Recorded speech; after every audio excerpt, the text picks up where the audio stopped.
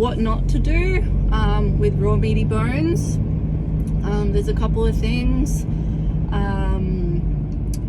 I have always recommended not feeding 2 or more dogs bones together at all. And there will be, pet parents that say, no, my dogs are fine, they've lived together forever, they just eat their bones together, they share food, whatever, no problems, and that's fine. But dogs can be unpredictable in ways that they never have acted before, and if a dog's gonna get upset about something, I can guarantee you it's gonna be about a really, really yummy raw meaty bone. So as far as I'm concerned, there is no dog that is 100% guaranteed to never get upset about a high-ranking thing, and it's not worth the risk. Even if you're 99% sure, it's not worth that 1%, because I've seen some pretty horrible dog fights resulting in some pretty horrific injuries, and a lot of the time, if they're dogs from the same family that have had a fight, and you say what was happening, I guarantee it was like, oh, we gave them a bone, or one of them had a bone or something like that. So even for dogs that you don't think would behave that way, it can happen, and you won't know about it until it's too late, potentially. So even if it's a really small risk, you don't want your dog to have to feel like worried that their bone's going to be taken by another dog or by something else. It's a normal behavior for a dog to want to guard its resources a little bit.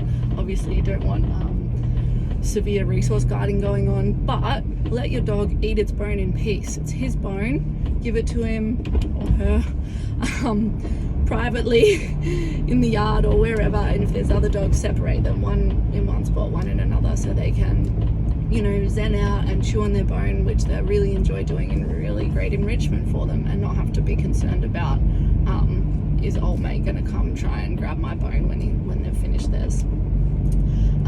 What else not to do? That was really my main one that I wanted to say. I guess don't leave puppies or dogs unsupervised with bones if you're not 100% certain that they're really good at eating bones, and take it away when it gets down to a potentially dangerous piece, so we don't get choking hazards or blockages. And yeah, just pick bones appropriate, not only for the size of your dog, but also for the, I guess, don't want to say temperament, but the bone eating style of your dog. And in terms of frequency of bone eating, every dog is different. Some dogs could eat a bone every day and have no issue, and other dogs would get constipated from that. It's just too much bone. So that, again, depends on the size of the bone and the dog, but make sure you take into account the bone content in terms of what you're feeding that day as well. So you don't want too much bone content in their diet, or they can potentially get constipated or have those like white chalky poos. So for example, I give Lulu a small bone every morning. That's her brekkie, whether it be a duck neck or a turkey neck or something similar, and then I am just mindful of the bone content of her dinner. So she gets most of her bone content that way, or if I give her like a big juicy backbone or neck bone or something like that, I'll make sure that she has a smaller dinner, because again, that bone needs to be taken into account for the daily amount of food that she eats, but also the daily bone content as well. So she might have a boneless dinner.